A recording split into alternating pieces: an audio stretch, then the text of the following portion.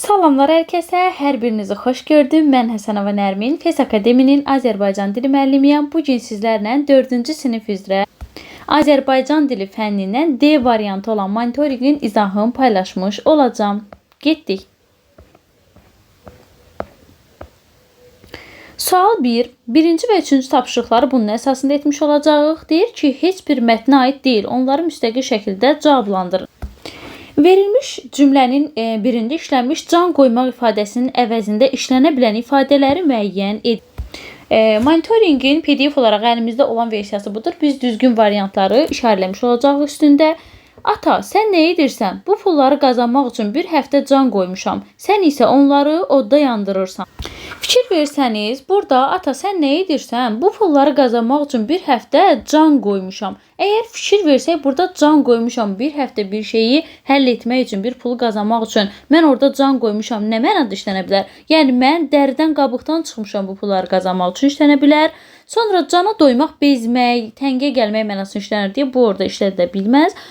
Qan tərə batmaq bu işlənə bilər artıq. Məsələn, ata sən nə edirsən? Bu pulları qazanmaq üçün bir həftə can qoymuşam. Bir həftə dəridən qabıqdan çıxmışam. Bir həftə qan tərə batmışam. Yəni alın təri töymüşəm mənasında işlənə bilər. Baş sındırma bir məsələni həll etməklə bağlı işlədilə bilər. Ona görə də burada uyğun deyil. Cavabımız olacaq 1 və 3. B variantı birinci sualın cavabıdır. Hansı cümlədə məcazi mənada işlənmiş söz var?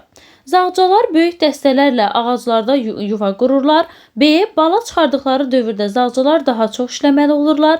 C. Yazda yumurtadan çıxaraq gönçə, çiçək və yarpaqlarla qidalanırlar. D. Tırtılların bədənləri nazik, uzun tükcülərlə örtülü olur. Burada da hansı cümlədə məcazi mənada işlənmiş söz deyirsə, cavabımız olacaq B variantı. O səbəbdən ki, elə dırnaq arasında yazılmağına da diqqət etməli olursunuz. Normalda quşlar işləməz də bu insan üzərindən köçürmədir. Bala çıxardıqları dövrdə zağcılar daha da çox işləməli olurlar. Normalda bu insana aid bir şeydir, köçürmə olubdur və məcazi mənada elə dırnaq arasında yazılmağından da bilinir. Zağcılar böyük dəstələrlə ağaclarda yuva qururlar. Burada məcazi mənalı heç bir şey yoxdur. Böyük dəstə bunların hamısı həqiqi mənadadır. Yazda yumurtadan çıxaraq gönçə, çiçək, yarpaqlarla qidalanırlar. Həqiqi mənadır. Tırtılların bədənləri nazik, uzun tükcüklərlə örtülü olur. Bu da həqiqi mənadır. Burada heç bir məcazilik yoxdur. Cavabımız olur B variantı. Keçirik 3-ə. Mütəxəssislər kimyəvi preparatların tətbiq etməklə ipək sarıyan kəpənək tırtıllarını məhv etməyi düşünürdülər. Cümləsində işlənmiş preparat sözünün mənasını müəyyən edin. Ümumiyyətlə, preparat dərman mənasında işlənən bir sözdür. Ona görə cavabımız olur elə D variantı. Yuyucu toz, xörək duzu, gübrə bu kimi yerlərdə işlənən bir məna deyil. Məsələn, yəni bu tiplərdə bilməliyik ki, preparat sözünü əsasən dərman mənasında işlənən bir sözdür. Dərman ləvazimatları mənasında. Keçirik 4-12-ci tapşırıqları bu mətni oxuyaraq etməliyik. Qovaq ağacı mətnimizin adıdır. Tural belini aşağı əyib yassı daşı ehtiyatla yerə qoydu. Sonra qamətini düzəltdi. Daşı göstərib, bax, bu bizim üçün ocaq qabıdır, dedi. Doğrusu, uşaqlar ömründə ocaq qabı sözünü eşitməmişdilər və bu qabın nəyə lazım olduğunu da bilmirdilər. Tural isə gözləyirdi ki, bu kəşfinə görə onu ürəkdən təbrik etsinlər. Amma kimsədən səs çıxmırdı. Təkcə Zaur astadan pıçıldadı. Əla daşdır. O, daş deyil, ocaq qabıdır, deyə Tural etiraz etdi. Ocaq qabı, o nə olan şeydir? Zaur soruşdu. İndi ocaq qabının nə olduğunu görərsiniz, deyərək Tural işə girişdi. O, kölgəsində əyləşdikləri qovaq ağacının aşağı sallanan qurumuş budaqlarını sındırıb daşın ətrafına yığdı. Odunların altına isə xeyli saralmış ot qoydu. Sonra kibrit çəkib quru otu yandırdı. Ot dərhal alovlandı. Quru çör-çöp həmin alovdan alışdı. Birazdan Turalın ocağının çırtıltısı ətrafa yayıldı. Ocağın yanması hamını sevindirdi və sağ ol Tural sözləri bayram alqışları kimi göyə ucaldı. Alovun dilləri azaldıqca odun yanıb közə dönür, külün altından yavaş-yavaş daşın boşqaba oxşayan üzü görünürdü. Tural o talaqdan süpürgə düzəldib daşın üstündəki külü qırağa süpürdü. Qab hazırdır, göbələkləri gətirin. Uşaqlar işin nə yerdə olduğunu indi başa düşdülər. Cəld səbətlərə yığdıqları göbələkləri gətirdilər. Dayanın, deyə Tural əmr etdi. Qab balacadır. Hərə ancaq 2 göbələk bişirə bilər. Göbələklərin içinə duz tökməyi unutmayın. Daşın üstünə kiçik fincanlara oxşayan göbələklər düzüldü. İsti dəydikcə göbələklərin canındakı su damcıları onların ortasına yığışmağa başladı. Göbələklərin içi ağzınacan su ilə dolanda başa düşdülər ki, onlar artıq bişib. Dadlı göbələkləri yedikdə kefləri kökəlirdi. Zaur çiyninə toxunan budaqları kənarı tələyib dedi: "Bu qovaq ağacı mənim nənəm kimidir. Yemək yeyəndə məndən uzaqlaşmır. İstəyir ki, axıra kimi yeyim." Vüqar təbəssümlə: "Mənim nənəm də elədir," dedi. Uşaqlar dincəldikdən sonra ayağa durdular, hündür qovaq ağacına "Salamat qal, ey nənə," deyib şəhərə qayıtdılar. Gecə sərin meh əsməyə başladı. Uşaqlar yataqlarında xumarlana yatırdılar. Meşədə isə pis bir hadisə oldu. Elə ki, külək əsməyə başladı. Ocaq daşının dibində hələ də közərən bir qığılcım yuxudan oyandı. O, küləyin qanadında uçaraq qurumuş otluğa düşdü. Otlar dərhal alışdı və birdən-birə yekə tonqala çevrildi. Tonqal əvvəl ağacların qurumuş budaqlarını, sonra isə bütün meşəni ağuşuna aldı. Uşaqlar meşəyə çatsalar da heç nə görə bilmədilər. Helikopterlər havadan, qırmızı maşınlar yerdən alovun başına yağış yağdırdılar. Meşənin başından qırmızı alov dilləri ilə yanaşı qəribə şəkildə əyilmiş qapqara, vahiməli görünüşlü tüstü qalxırdı. Tüstü sehirli nağıllardakı adam yeyən əjdahalar kimi qorxunc idi. Uşaqlara elə gəldi ki, bu alov heç zaman sönməyəcək. Onlar yerlərində donub qalmışdılar. Ey balacalar, haydi evinizə, burada sizlik iş yoxdur. Uşaqlar geriyə baxa-baxa ağır addımlarla evin yolunu tutmalı oldular. Heç biri danışmaq istəmirdi. Hamısının ürəyindən eyni söz keçirdi. Bəlkə yanğın bizim ocaqdan düşüb, amma bunu heç kim dilinə gətirmirdi. Yox, ola bilməz. Biz meşədən çıxanda ocaq sönmüşdü. Zaur özü də bilmədən ürəyində fikirləşdiyini ucadan dedi. Hə də, biz meşədən çıxanda daşın yanında ancaq kül qalmışdı. Mən də orada alov görmədim. Ocaq tam sönmüşdü. Tural başqabaqlı şəkildə susurdu. Nəhayət dilləndi. Biz bilməliydik ki, külün altında köz qala bilər. Elə ağaclar var ki, onların közü uzun müddət sönmür. Belə çıxır ki, yanğını biz törətmişik. Vüqar etiraz etdi. Mən dəqiq demirəm ki, yanğın bizim ocaqdan düşüb. Bəlkə biz başqa da ocaq qalayanlar olub, bizdən başqa da. Ocaqların sönüb sönmədiyini tam dəqiqləşdirməmiş çıxıb gediblər. Amma biz də əmin olmaq üçün ocağımızın üstünə su tökməliydik. Belə etsəydik, indi şübhələrimiz də olmazdı. Axı biz bütün dünyaya, yaşıl dünya naminə həmrəy olun deyirik. Özümüz necə belə səhv edə bilərik? Onlar səssiz, səmirsiz ayrıldılar. Böyüklərin fədakarlığı ilə söndürülən yanğın uşaqların qəlbindəki sevinç duyğularını dondurmuşdu. Həyat əvvəlki qaydasına düşmüşdü. Kür yenə xoşbəxt axır. Yanğının ağzından salamat çıxan ağaclar yarpaq-yarpaq rəqs edir. Uşaqların isə ürəyindən neşəyə getmək keçirdi. Onların nənənin vəziyyəti maraqlandırırdı. Yenə də təşəbbüskar Tural oldu. Uşaqlar birbaşa ocaq qaldıqları yerə gəldilər. İlahi, qovaq ağacı nə vəziyyətə düşmüşdü? Budaqları yanmışdı, gövdəsi qapqara idi. Zaur göz yaşlarını saxlaya bilmədi. Vüqar budaqlarını və gövdəsini qara kül basmış ağaca baxa-baxa qaldı. Üst başı qapqara olsa da qovaq döyüşdən qalib çıxmış qazilər kimi məğrur dayanmışdı. Yuxarı budaqlarında isə ara-sıra yaşıl yarpaqlar görünürdü. Yox, o yaşayır. Yaşıl yarpaqları görən Tural təəccüb dolu sevinclə qışqırdı. Eyni həyəcanla, uşaqlar, biz ona kömək etməliyik, dedi. Tural bu sözü deyəndə Zaur xəyalında nənəsi ilə danışırdı. Nənəsi onu yeməyə çağırır. Zaur isə yox, heç nə istəmirəm deyə dartınırdı. Zaur nə dediyini eşitdiyin Turalın səsi cingildədi. Yox, hə, neyləyək deyirsən? Ağaca çoxlu su vermək lazımdır, özünə gəlsin. Bax bu, gözəl təklif idi. Uşaqlar dərhal evə qayıtdılar. Hərəsi bir vedrə su götürüb geri döndülər. Onlar inanırdılar ki, qovaq yenidən yaşıllaşacaq. Gəlin indi baxaq görək, deyir, mətndə nədən söhbət getmir. Meşədə yanğın baş verməyindən danışır. Bizim mətnimizdə göbələk bişirib yeməkdən də danışılır. Mətnimizdə uşaqların böyükləri köməyə çağırmağından danışılmır. Böyüklər yanğını görüb özləri söndürürlər. Uşaqlar bunun şahidi olurlar. Uşaqlar onları çağırmır. Uşaqların udqalamağından danışılır. Cavabımız olur 4-də C variantı. Müəllif nə üçün yanmış qovağı döyüşdən qalib çıxmış qaziyə bənzədir? Baxın, burada fikir versəniz, onlar qayıdıb gələndə yenə də vüqarlı, yenə də məğrur dayanan həmin o qovaq ağacından danışırlar. Məhz ona görə də burada fikir versəniz, o məğrur dayanmışdı bu qədər yanğından çıxdığı halda. Ona görə cavabımız olur 5-də A variantı. Gövdəsinin qapqara olmağına görə yox. Bütün yarpaqları yaşıl idi, yox. Budaqları yanmağına görə yox. Məhz nə qədər bu boyda yanğından çıxsa belə məğrur dayandığına görə. Uşaqların ağaca kömək etmək istəyi onların hansı xüsusiyyətlərindən xəbər verir? Onların mərhəmətli olmağından danışır. Onlar çünki bunu bilərək etməmişdilər. Yanğına hər nə səbəb olmuşsa da onlar yenə də hələ oradan özlərinə nəticə çıxaran mərhəmətli uşaq idilər və vedrə su gətirib ağaca kömək etmək fikrində idilər. Onlar mərhəmətli uşaq idilər, onlar qayğıkeş uşaq idilər. Bu xüsusiyyəti göstərirdilər.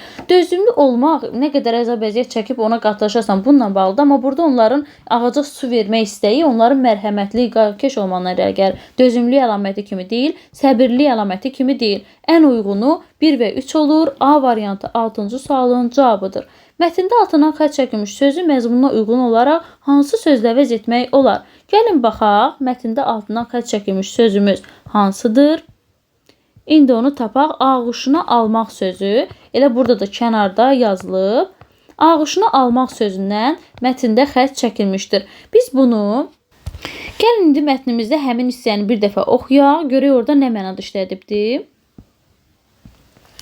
Deyir, tonqal əvvəl ağacların qurumuş budaqlarını, sonra isə bütün meşəni ağuşuna aldı. İndi siz fikir versəniz, bütün meşəni ağuşuna almaq nə deməkdir? Bütün meşəni bürüdü yanğın, bu mənada deyir. Ona görə burada cavabımız C variantı olacaq. Çünki həmin söz bütün meşəni bürüdü, onu ağuşuna aldı mənasındadır. Ağuşuna almaq burada əzləmək mənasında deyil, axı biz onu bağrına basmaq kimi götürək. Əzləmək, qucaqlamaq mənasında deyil. Burada bürümək mənasında işlənibdir. Cavabımız olur C variantı.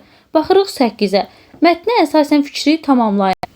8-də onlar inanırdılar ki, qovaq yenidən yaşıllaşacaq. Çünki yanğının ağzından salama çıxan başqa ağaclar da vardı. Qovaq ağacları yanğına qarşı dözümlü olurdu. Yuxarı budaqlarında ara-sıra yaşıl yarpaqlar görünürdü. Meşə çay kənarında yerləşirdi. Gəlin biz həmin hissəni mətnimizdə baxaq, nəyə əsasən götürülməyinə diqqət edək və indi gəlin baxaq. Burada bizə bildirir ki, bu hissədə danışır ki, qovaq ağacı nə vəziyyətə düşmüşdü, budaqları yanmışdı, gövdəsi isə qapqara olmuşdu. Və onun nə vəziyyətə düşsə belə məğrur dayanmağından danışır. Daha sonra isə deyir ki, üst başı qapqara olsa da o döyüşdən qalib çıxmış qazilər kimi məğrur dayanmışdı. Yuxarı budaqlarında isə ara-sıra yaşıl yarpaqlar görünürdü. Deyir, yox, o yaşayır. Bax, o yaşayır. Yaşıl yarpaqları görən Tural təəccüb dolu sevinclə qışqırdı. Eyni həyəcanla danışır. Fikir versəniz, onun yaşamaq görüntüsü olaraq verdiyi mesaj onun hələ də yuxarısında yaşıl yarpaqlarının olmağı mesajı idi. Ona görə cavabımız olur C variantı. Amma hər hansısa bir səbəbə görə yox, məhz orada bizə verildiyi faktiki məlumata görə biz bunu götürürük. O mesaj bizə ötürülmüşdür orada. Cavabımız olur burada C variantı. Keçirik 9-a. Mətnə görə hansı fikrin səbəbini müəyyən etmək olmur? Ocaq qabının nəyə lazım olduğu üstündə mətndə də bizə göstərilir ki, yemək bişirirlər üzərində. Yəni bunun səbəbi nəyə lazım olduğunu Tural orada başa salır. Səbəb olaraq göstərir ki, nəyə lazımdır? Üzərində nə formada yemək bişirilir. Uşaqların qovaq ağacının nənə adlandırmasının səbəbi deyir, elə orada da yemək yeyən zaman söhbət salır ki, mənim nənəm kimi yeməyimi axıracan yeməyim üçün yanımda durur. Yəni bunu ona görə də nənə adlandırıram. Yəni bu formada buna da səbəb vermiş olur mətndə. Meşə yanğınının nədən düşdüyünün səbəbi də mətndə bizə bildirilir. Amma bəzi ağacların niyə daha az zərər gördüyünün səbəbi o bizə tam məlum deyil ki, məsələn, hansılarsa meşədən tam yanmış formada olmayıb. Bəzilərində hələ də necə formada yarpaqların qalmağı, bəzilərinin tam niyə bu formada salamat qaldığını səbəb bizə bildirmir. Deyir ki, məsələn, bir çox ağaclar kimi o da məğrur dayanmışdı. Yuxarısına yaşıl yarpaqları qalmışdı. Amma sırf bizə bildirmir ki, bu səbəbə qalmışdı. Ona görə cavabımız olacaq 9-cu sualda D variantı. Uşaqlar yanmış qovaq ağacı ilə bağlı ən çox nəyə təəccübləndilər? Orada elə bizə bayaq da oxuduğum hissədə bildirir ki, nə qədər onlar təəccüblü və həyəcanlı səslə deyir ki, onun nə qədər yanmış, aşağısı gövdəsi qapqara olsa da, yuxarısında yaşıl yarpaqları hələ də qalmışdı. Bax, bu onlar üçün təəccüb doğuran bir hissə idi. Ona görə 10-cu sualımızın cavabı olur A variantı. Onun gövdəsinin qara kül basması təəccüblü bir şey deyildi onlar üçün. O boyda yanğın olmuşdu. Meşədə ən hündür ağacın olmasının onlar üçün o qədər də böyük təəccüb səbəbi deyildi. Budaqları ilə deməli, zarın içinə toxunması təəccüb səbəbi deyildi. Amma sırf orada nə qədər təəccübləndiyini və həyəcanlı halda dediyini elə A variantında bizə göstərdiyi ifadədir. Nəyə görə uşaqların ürəyindən yenidən meşəyə getməyi keçirdi? Onlar meşəyə qayıtmaq səbəbi olaraq mətndə də bizə bildirir ki, görəsən əsas da onlar qovaq ağacı maraqlandırır ki, bizim sevimli qovaq ağacımıza nə oldu görəsən? Məhz onunla maraqlanmaq üçün ən çox ora getmək istəyirdilər. Məhz ona görə cavab olacaq C variantı. Ocaq daşının başqa uşaqlar ilə tanış etmək yox idi yanğından sonra. Yəni onlar yenidən meşəyə qayıtmaq səbəbləri qovaq ağacını ziyarət etmək idi. Göbələk bişirib yenidən yemək barədə bir şey yox idi. Yanan ağacların yerinə başqasını əkmək barədə söhbət yox idi. Sırf orada mətndə C variantı bizə verilmişdir buna uyğun. Baxırıq 12-yə. Turala aid doğru fikirləri müəyyən edin. Tural ocaq qabı haqqında ətraflı məlumata malik idi. Bəli, elə orada da bizə bildirilir ki, həqiqətən o ətraflı məlumat verir ki, ocaq qabı nə deməkdir? Bu deməli doğru fikirdirsə, biz buna aid əlavə doğru fikir ardıcıllığını tapmalıyıq. Qovaq ağacının nənəsinə bənzətməyi bu Turala aid doğru fikir olub olmadığını mətndən baxa bilərsiniz. Baxın, deyir ki, Zaur çiyninə toxunan budaqları kənarı tələyib dedi. Bu nənəm kimidir. Baxın, bunu Zaur nənəsinə bənzədir. Elə məhz o səbəbdən bu sizi çaşdırmaq üçün verilən bir hissədir. Ona görə burada Turala aid fikir kimi A-nı, yəni biri götürməyəcəksiniz. Daha diqqətli olmaq üçün məsuliyyətimizi xatırlatdı. Bəli, bunu Tural xatırladır. Ağaca kömək etmək fikrində yenə Turaldan çıxmışdı. Bu da doğrudur. Şəhərə qaydanda ocağı söndürməyi unutdu. Bu hamısına aid bir fikir idi. Ona görə 2 və 3 cavabımız olur burada. 12-də C variantı. Baxırıq digər mətnimizə. Asimov və Sofya mətnidir ki, 13-21 tapşırıqlarda bu mətni oxuyaraq cavablandırmalıyıq. Asimov insana bənzər robotu Honda şirkət tərəfindən hazırlanmış və ilk dəfə 2000-ci ildə təqdim edilmişdir. Bu robot 1980-ci illərdən etibarən Honda'nın robot texnika sahəsində apardığı araşdırmaların nəticəsidir. Asimov insan kimi yeriyə, qaça, pilləkən çıxa və müxtəlif jestlər də edə bilən ilk robotdur. O, saatda 2,7 km sürətlə hərəkət edə bilirdi və bu sürət daha sonra 9 km-ə qədər artırıldı.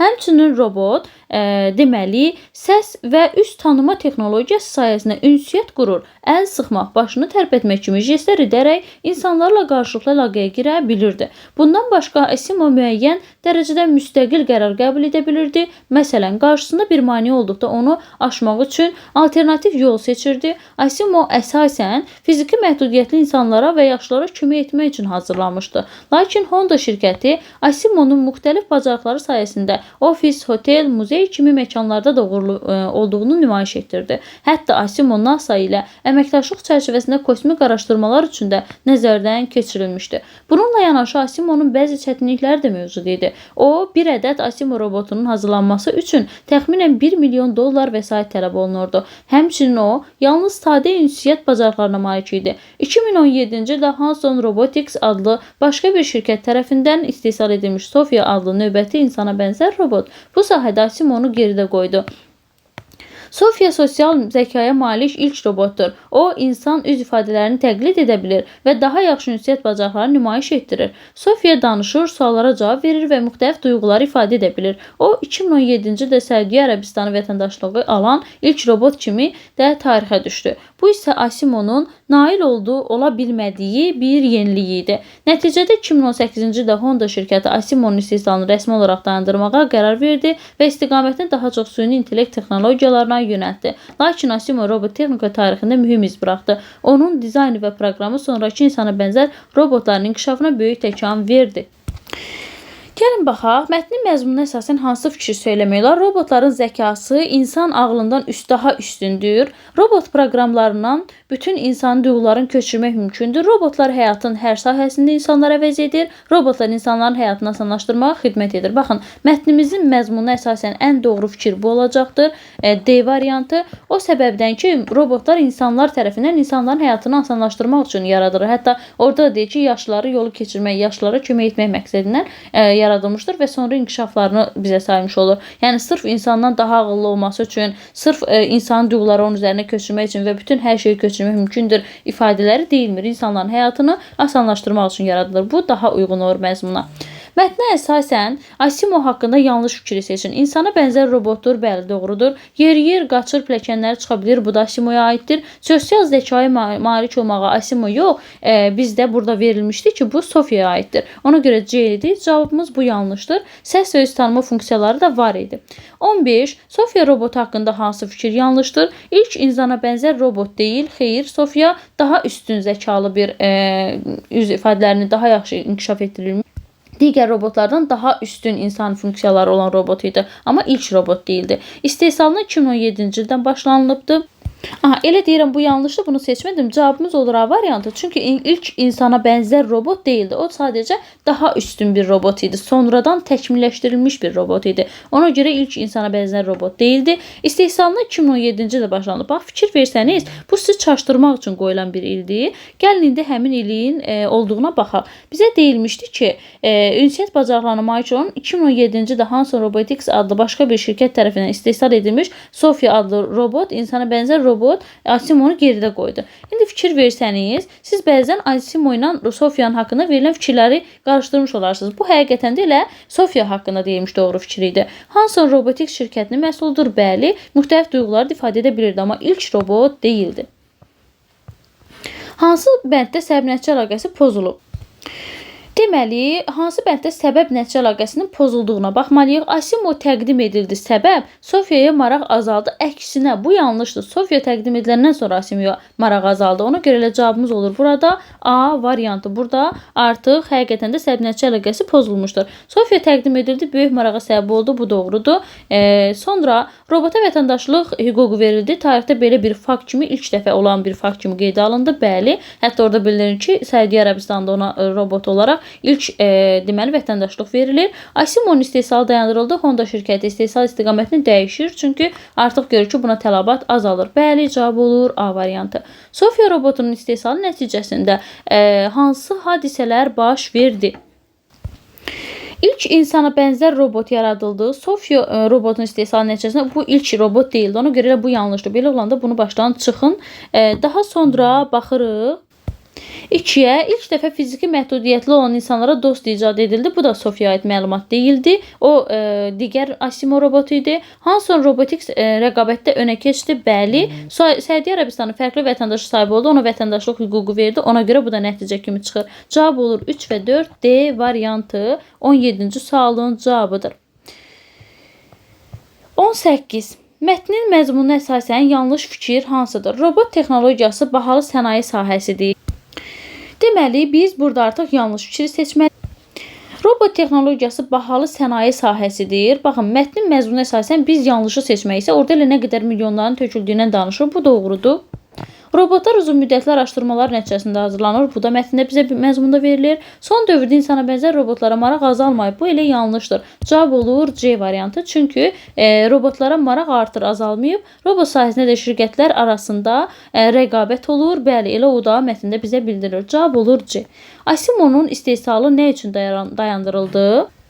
19-cu sualımızda istehsalının nə üçün dayandırıldığı Sofiya ilə rəqabətdə geri qaldığına görə idi. Elə bizə bu mətndə bildirilmişdi ki, məhz buna görə dayandırılır. İstehsal icazəsi başqa şirkətə verildi.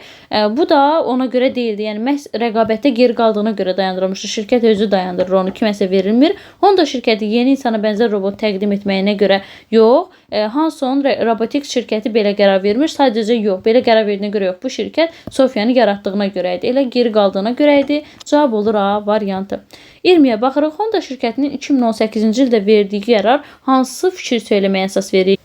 Honda şirkəti geri qaldığına görə robotunun Sofiya modelindən geri qaldığına görə öz istehsalını dayandırırsa, rəqabətə dözümsüz məhsullarının istehsalı dayandırmağı ilə bağlı bir qərar vermiş olur. Çünki bunu fikir versək, bu deməli nəticəni çıxararıq ki, istifadəyə geri qalırsa, ona görə də geri qaldığına görə artıq onun istifadəsini dayandırır.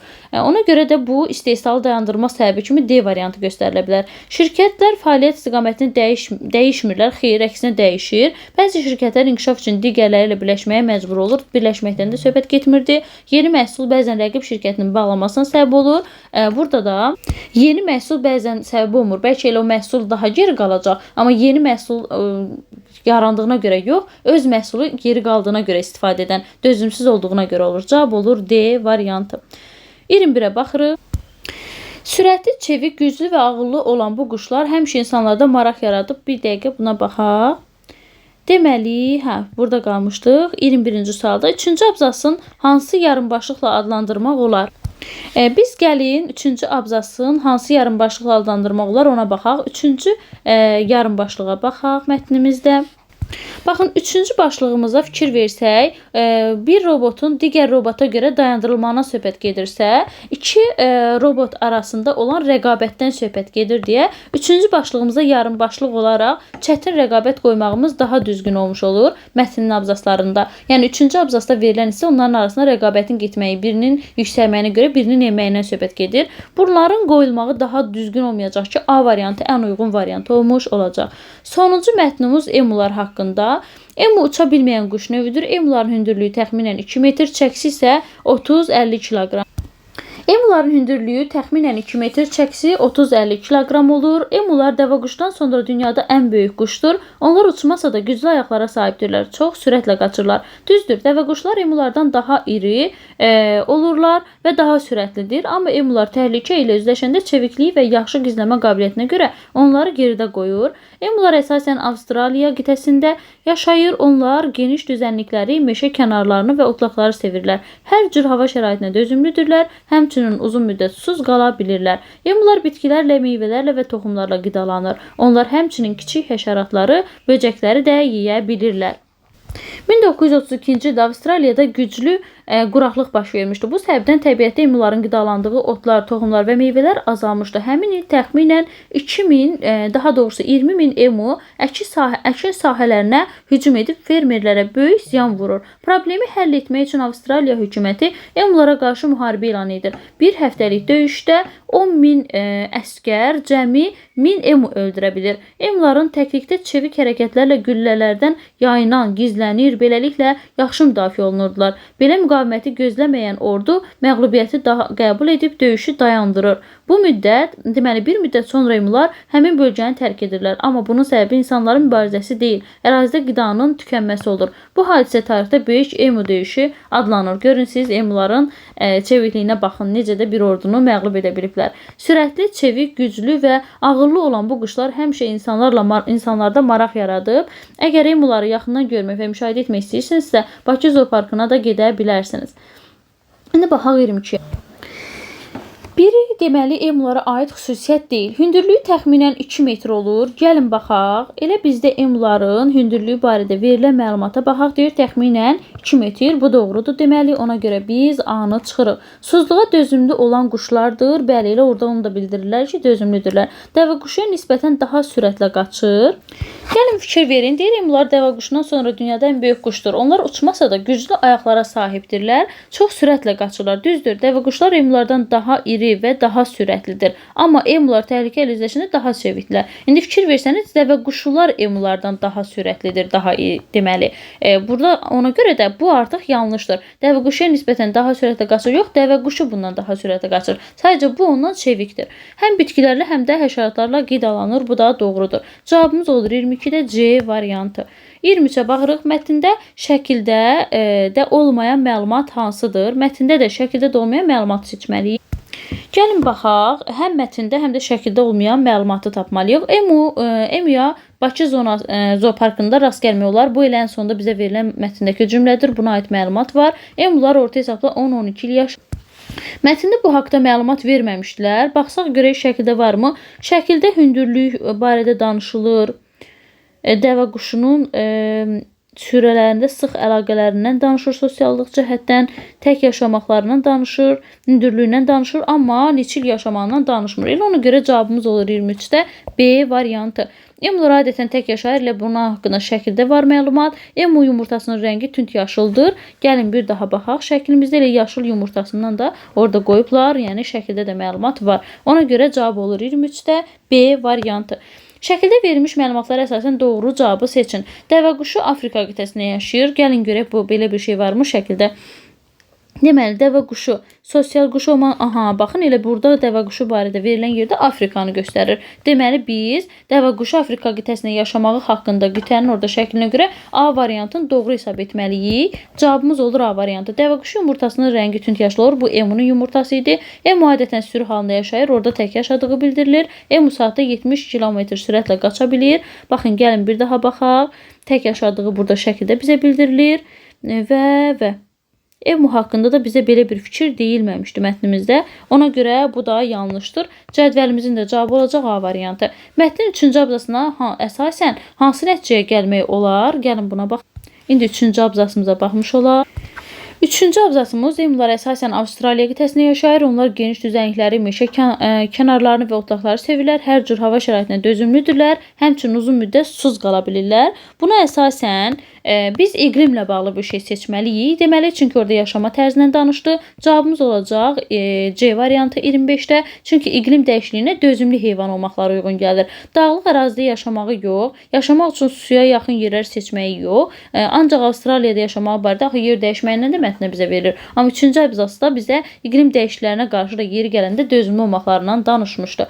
Dəvə quşu və emuların ortaq xüsusiyyətləri hansıdır? Hər ikisi eyni sürətlə qaçırlar deyir. Ortaq xüsusiyyət kimi eyni deyil. Dəvə quşlar daha sürətli deyir. Yumurtaları eyni rəngdə verilməyibdi. Emununki yaşıl verilmişdi. Eyni ərazidə yaşamaqları da yox. Amma uçmağı bacarmadıqları ikisi haqqında da ortaq ola bilir. Cavabımız olur D variantı. Böyük emu döyüşü haqqında hansı fikir yanlışdır? Döyüşdə Avstraliya ordusu emuları məğlub edir. Elə bu yanlışdır. Bizə deyir ki, artıq ordu axırda dayandırır döyüşü. Onlar məğlubiyyəti qəbul edirlər. Ona görə A yanlışdır. Döyüş nəticəsində cəmi 1000 emu öldürə bilir. Bu doğrudur. Deyir ki, nə qədər təcrübə olsa da onlar 1000-dən artıq öldürə bilmirlər. Emulara qarşı müharibə bir həftə davam etmişdir. Bu da mətndə verilib. 1932-ci ildə quraqlığından sonra baş vermişdir. Bəli, onlar sonra da elə məhz döyüşdə insanlarla mübarizəyə görə yox, quraqlığa görə oranı tərk edirlər. Cavabımız olur A variantı. Hansı fikir sizcə emuların əkin sahələrinə hücum etmələrinin səbəbi ola bilməz? Gəlin baxaq. Təbiətdə baş verən quraqlıq emuların təbii yem mənbələrini azaltmışdı. Ona görə də biz səbəb olaraq qoya bilərik ki, ona görə əkin sahələrinə onlar ən azından hücum edə bilərlər. Sahələrin su mənbələrinə yaxın yerləşməsi qidalanma üçün şərait yaradırdı. Əkin sahələrində bol qida emuları diqqətini cəlb etmişdi. Orada bol qida olduğuna görə və özlərinin də qidaları tükəndiyinə görə bu da onlar üçün səbəb ola bilər. Fermerlər emuları sahələrə cəlb etmək üçün xüsusi yem qoymuşlar. Belə bir məlumat yoxdur. Cavabımız olacaq B variantı. Bir dəqiqə D-yə bir daha baxaq. Emuları sahələrə cəlb etmək üçün xüsusi yem qoymuşlar. Bir dəqiqə buna bir daha baxmış olaq. Bax, bizə deyirlər ki, 1932-ci ildə güclü quraqlıq baş vermiş və bu səbəbdən təbiətdə emuların qidalandığı otlar, toxumlar, meyvələr azalmışdı. Həmin il təxminən 20.000 emu əkin sahələrinə hücum edib fermerlərə böyük ziyan vurmuşdu. Problemi həll etmək üçün hökumətlər emulara qarşı müharibə elan edirlər. Əslində burada quraqlıq baş verdiyinə görə, qidalanma səbəbinə görə, ora getdiklərinə görə indi biz həmin varianta fikir versək, fermerlərin əkin emulara sahələrə cəlb etmək üçün xüsusi bir yem qoymağından danışılmır orada. Baxın, əgər fikir versək, onların əkin sahələri, yəni bir nəticə olaraq çıxa bilərik. Özümüz burada deyirik ki, uyğun deyil, amma çaşıb beni götürmüşəm. Yəni, emuların əkin sahələrinə hücum etmə səbəbi kimi su mənbələrinə də yaxın yerləşməsi onların qidalanması üçün şəraitdə yarada bilər. Amma fermerlərin emuların sahələri cəlb etmək üçün xüsusi yem qoymaqları yox. Əksinə, fermerlər istəmirdilər ki, onlar gəlib yerlərini talan edə və hətta hökumət buna qarşı mübarizəyə çıxır. Ona görə fermerlər emuları cəlb etmək üçün xüsusi bir yem qoymaqları səbəb deyildi. Əksinə, onların yerlərini emular özləri də yem axtarmaq üçün gedib talan edirdilər. Yəni, bunu nəyisə bir məqsəd qoyulmamışdı ki, bu məqsəddən onlara yem qoyaq. Belə bir şey yox idi. Amma onlar məhz qida axtarmaq üçün, qidalanma üçün şərait yaradırdı ki, su mənbəsinə yaxın yerdə olurdu onların əkin sahələri və yaxud da mənbələri azalmışdı. Ona görə gedib yeməkləri səbəb ola bilər. Diqqətini cəlb etmişdi həmin yerlər, ona görə gedə bilər. Amma sırf onlar xüsusi bir yemi emular gəlib yesin deyə qoymamışlar. Ona görə 28-ci sualda cavab olacaq D variantı. Baxırıq 29-a. Böyük Emu döyüşü nə ilə nəticələndi? Deməli, Avstraliya ordusu məğlub olduğunu anlayıb döyüşü dayandırır. Bir doğrudur. Bir də döyüşdə emuların çoxu məhv edildi. Çoxu yox, az hissəsi məhv olur. Onlar qalib gəlir. Çünki əkin sahələrində qida dükanına qədər emular orada qaldılar, amma sonra artıq görürlər tükənib də ona görə gedirlər. Avstraliyada emuların nəsli kəsildi. Onlar özləri oranı tərk edirlər. 1 və 3-ü götürürük. Cavabımız olur A variantı. Avstraliya ordusunun 1932-ci ildəki məğlubiyyəti nəyi göstərir? Emuların əhliləşdirilmiş quşlar olduğunu, xeyir. Fermerlərin emulara qarşı uğurlu plan qurduğunu, xeyir. Hökumətin hər cür mübarizədə qalib gəldiyini, bir də insanların təbiətə tam nəzarət edə bilmədiyini. Orada hökumətin hər cür mübarizədə qalib olmaq yox, məğlub olmaq olur. Amma bu məğlubiyyət onu göstərir ki, həqiqətən də insanların təbiətə tam nəzarət edə bilmədiyini, quşların da bəzən hər hansısa bir heyvanların da qalib gələ bildiyini bizə göstərir. Cavabımız olur 30-da D variant. Belə əziz müdavimlərimiz, izləyicilərimiz, ümid edirəm ki, bugünkü izah sizlər üçün yararlı oldu. Sağ olun, sağlıqla qalın. Tələbat olsa, istək çoxdursa, digərlərini də çəkmək kimi planımız ola bilər. Bu izah inşallah sizə yararlı olar. Sağ olun, sağlıqla qalın.